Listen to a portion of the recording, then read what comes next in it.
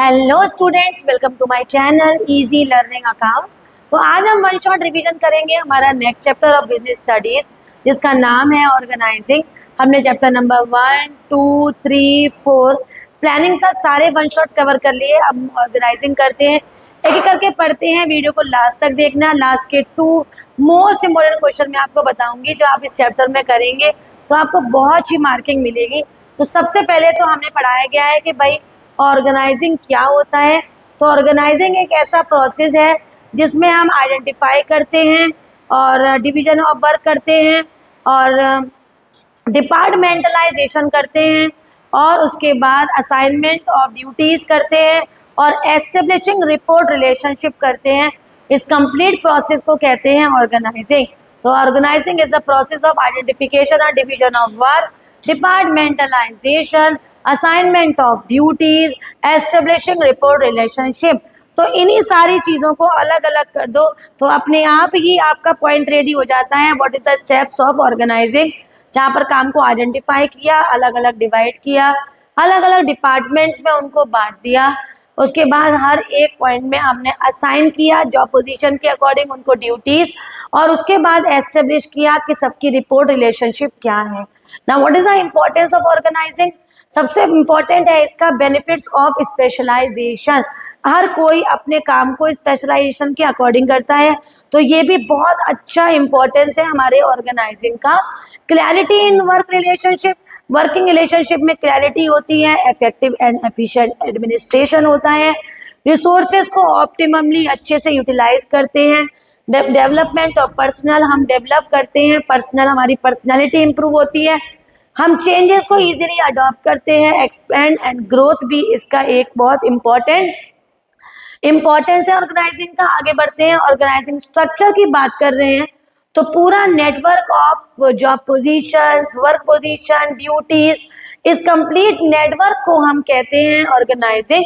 It is the framework which enable the enterprise to function as a integrated unit by regulating and coordinating the responsibilities of the individual and department is known as organization structure। ये दो तरीके का होता है, divisional और functional. जहाँ पर एक प्रोडक्ट की बात हो फंक्शनल, एक से ज़्यादा प्रोडक्ट की बात हो रही हो तो वहाँ डिविजनल। इसको डिस्क्राइब वे में पढ़ते हैं। Grouping of job of similar nature under functional and organising these major functions as a functional structure. इसका स्ट्रक्चर देख लीजिए। डायरेक्टर और 4 डिपार्टमेंट्स बटे हुए हैं, इसको बोलेंगे फंक्शनल क्योंकि प्रोडक्ट केवल एक ही है। Manufacturing concern division of work into key functions include production, purchase, marketing and personnel. These department further divided into sections and this is known as functional structure. इसका एडवांटेज है ऑक्यूपेशनल स्पेशलाइजेशन प्रमोट करता है, control and coordination, better efficiency and no minimal leads to minimal duplication of efforts। Cost भी कम लगती है। Training of employ easy हो जाती है। और डिसएडवांटेजेस है कि ये functional structure place emphasis on overall enterprise objective then the objective pursued by a functional head. It lead to problem of coordination or information has to be exchanged across functionally differentiated conflict of interest। आपस में conflict होती है interest को लेकर और कहीं ना कहीं इनफ्लेक्सिबिलिटी भी इसका एक डिसएडवांटेज है। अब इसका सूटेबिलिटी कहाँ पर है? इसका सूटेबिलिटी है वहाँ पर जहाँ ऑर्गेनाइजेशन लार्ज साइज में है, डाइवर्सिफाइड एक्टिविटीज है और जहाँ पर हाई डिग्री ऑफ स्पेशलाइजेशन होता है। तो 3 सूटेबिलिटी यहाँ पर दे रखी है, तीनों ही तैयार कर लो। डिविजनल में बात करें, अगर एक से ज़्यादा प्रोडक्ट वहाँ पर बनते हैं, प्रोड्यूस होते हैं, तो वहाँ पर हम यूज़ करते हैं डिविजनल स्ट्रक्चर को, जहाँ पर पूरा स्ट्रक्चर प्रोडक्ट के अकॉर्डिंग डिवाइड करते हैं और यहाँ पर मैन पावर भी प्रोडक्ट के अकॉर्डिंग ही डिवाइड की जाती है। सारे डिपार्टमेंट्स भी प्रोडक्ट के अकॉर्डिंग ही डिवाइड किए जाते हैं। ये लार्ज कंपनीज का डिवीजन है, जैसे कंपनी में कॉस्मेटिक भी बनते हैं, क्लोथ भी बनता है, फूड आइटम भी बनते हैं। तो ये सारी चीजें अलग अलग बढ़ गई और फिर प्रोडक्ट के अकॉर्डिंग वो सब डिवाइड हुई डिपार्टमेंट्स में। तो ये हो गया हमारा डिविजनल स्ट्रक्चर। अब इसके फायदे क्या है? Product specialization. दूसरा है इसका divisional head are accountable for product और promote flexibility, expansion and growth. Disadvantage की बात करें तो conflict may arise, it may lead to increase in cost, provide manager with the authority और टू सुपरवाइज। और फंक्शनल स्ट्रक्चर में divisional और functional की बात कर रहे हैं। Formation is based on functions, formation is based on product lines and supported by functions, functional specialization, product specialization, difficult to fix on the department, difficult to fix responsibility, easy होता है या difficult हो जाता है।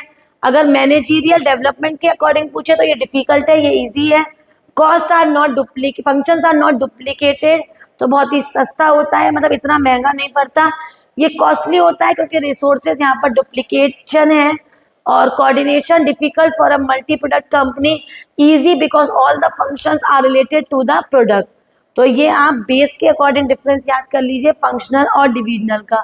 Suitability यहाँ पर पढ़ते हैं जहाँ पर वेराइटी ऑफ प्रोडक्ट्स हैं, जहाँ पर organisation grow and need and more employees, create more department, introduce more new level of management, provide comparison of functional and divisional to provide further clarify on the product. तो कहीं ना कहीं जो एक table अभी दिखा रहे हैं उनका मकसद सिर्फ आपको ये बताना है कि जो हमारे फंक्शनल है और डिविजनल है उनका क्लैरिफिकेशन क्या है। इसको बिल्कुल मत पढ़िए, अननेसेसरी कॉम्प्लिकेशन आएंगे पढ़ते में, ये मत पढ़िए बिल्कुल भी। आपने बस इतना पढ़ लो कि फंक्शनल और डिविजनल में क्या अंतर है, इसके दो दो तीन तीन मेरिट्स और डीमेरिट्स, और इसके दो दो कम से कम सूटेबिलिटी तैयार करिए, जैसा कि अभी हमने तैयार किया भी है। आगे बढ़ते हैं, फॉर्मल और इनफॉर्मल में क्या अंतर है। एक ऐसा ऑर्गेनाइजेशन जहाँ पर प्रॉपर रूल्स एंड रेगुलेशंस को फॉलो किया जाता है, प्रॉपर डिजाइन स्ट्रक्चर है, हर चीज एक बाउंड्री के साथ सेट हुई है, और जहाँ पर ऐसा कुछ भी नहीं है तो वो इनफॉर्मल हो गया। स्पेसिफाई करते हैं रिलेशन, वर्क को अचीव करते हैं, ऑब्जेक्टिव प्लान को। डिपार्टमेंट में प्रॉपर कोऑर्डिनेशन होता है, deliberately designed by a top management, ताकि स्मूथ फंक्शनिंग हो। तो जिसे अगर इसकी एडवांटेज बात करें तो रेस्पॉन्सिबिलिटी फिक्स करना इजी होगा, यूनिटी ऑफ कमांड होगी, इफेक्टिव वर्क होगा, स्टेबिलिटी होगी बेटा। और इसकी नुकसान ये है कि डिले होगा क्योंकि प्रॉपर चेन का फॉलो करेंगे। पुअर ऑर्गेनाइजेशन प्रैक्टिस बिकॉज कहीं ना कहीं इंटरनल टैलेंट को नहीं फॉलो करते, अपने रूल के अकॉर्डिंग ही सारी पॉलिसी चलाते हैं और सारे लोअर लेवल के लोग इसको फॉलो करते हैं। कोई ह्यूमन रिलेशन नहीं है आपस में, और प्रॉपर वर्क पे ज़्यादा फोकस है, ना कि सोशल रिलेशंस पे। इनफॉर्मल ऑर्गेनाइजेशन की बात करें तो ये इनफॉर्मल ऐसा ऑर्गेनाइजेशन है जो बियॉन्ड ऑफिशियल रोल के काम करता है। इसके अंदर friendship, interaction, social and psychological satisfaction की बात पे ज़्यादा फोकस किया जाता है। और इसके अगर हम फीचर्स की बात करें तो ये पर्सनल इंटरेक्शन पर फोकस करते हैं, इंडिपेंडेंट चैनल है कम्युनिकेशन का, स्पॉन्टेनियसली एनर्जाइज क्रिएट करते हैं एक अच्छा एनवायरनमेंट, और कहीं ना कहीं कॉम्प्लेक्सिटी नहीं होती क्योंकि सोशल वैल्यूज को फॉलो किया जाता है। प्रेस्क्राइब लाइन ऑफ कम्युनिकेशन कोई फॉलो नहीं की जाती, सोशल नीड्स को फॉलो करते हैं, कंट्रीब्यूट करते हैं ऑर्गेनाइजेशन ऑब्जेक्टिव को। डिसएडवांटेजेस है कि स्प्रेड ह्यूमर्स ज़्यादा होती हैं इसमें, और कहीं ना कहीं कोई चेन फॉलो नहीं होती तो काम में डुप्लीकेशन होता है। सच रेजिस्टेंस टू चेन में lead to the delay in the work. तो फॉर्मल और इनफॉर्मल में अंतर करिए, फिर एक बात बेस से करिए बेटा, जैसे ओरिजिन से कर लिया, अथॉरिटी कर ली, बिहेवियर फ्लो। अगर हम ओरिजिन की बात करें तो ये रूल्स एंड रेगुलेशन से फॉलो और ओरिजिन होता है, सोशल इंटरेक्शन है इसमें, और authority arises by virtue of position in management, arises because out of personal qualities. Proper rules हैं, नो प्रॉपर रूल्स है, flow from top to from higher to lowest, मतलब scalar chain का use करते हैं, इसमें कोई चेन फॉलो नहीं होती, इसमें रिजिड नेचर है, इसका फ्लेक्सिबल है। लीडर्स, इसके मैनेजर्स लीडर होते हैं, और इसके लीडर मे और may not be manager, they are chosen by the group, group इनको चूज करता है। तो ये फॉर्मल और इनफॉर्मल में अंतर हुआ। जब कभी भी मैनेजर के पास बहुत काम हो और वो नहीं कर पा रहा पूरा काम, तो वो काम को डेलीगेट कर देता है या दे देता है, डिस्ट्रीब्यूट कर देता है नेक्स्ट लेवल पे, उसको कहते हैं डेलीगेशन। और पूरे ऑर्गेनाइजेशन में डिस्ट्रीब्यूट कर दे तो इसे बोलेंगे डिसेंट्रलाइजेशन।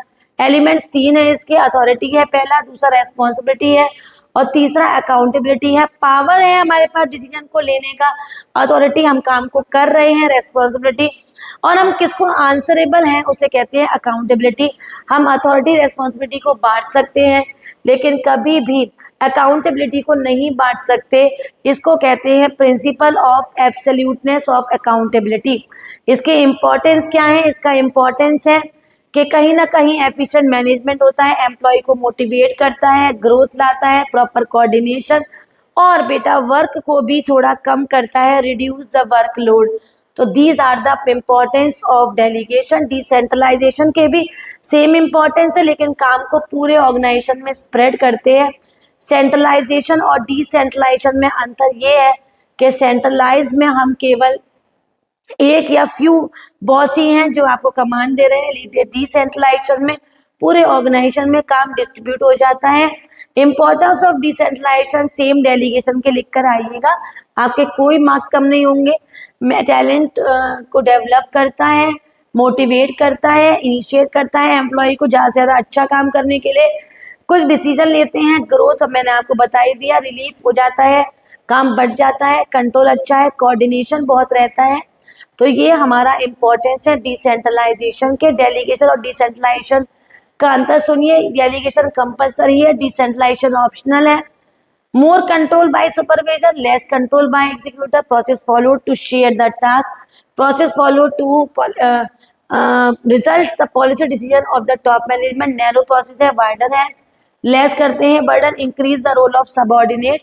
और याद रखना जो हमारा डिसेंट्रलाइजेशन है ना बेटा, वो एक्सटेंशन है किसका? डेलीगेशन का।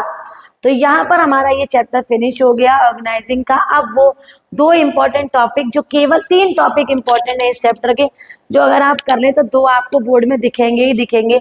एक तो फॉर्मल और इनफॉर्मल में अंतर करिए, अंतर ऐसे करिए कि केस आ जाए तब भी कर लें और डायरेक्ट आ जाए तो आप तब भी कर लें। तो मेरिट डिमेरिट दोनों तैयार करिए, डिफरेंस अपने आप रेडी हो जाएगा।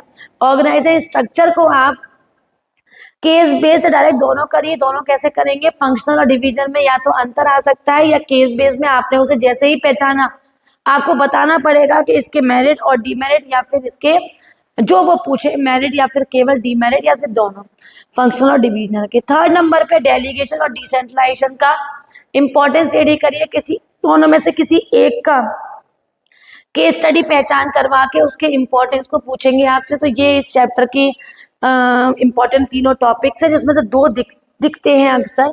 और कोई भी डाउट अगर आपको आ रहा है तो आप कमेंट करके पूछ सकते हैं। वीडियो समझ में आई हो, इजी क्लियर हो गई हो तो लाइक करें, बहुत सारे फ्रेंड्स में शेयर करें।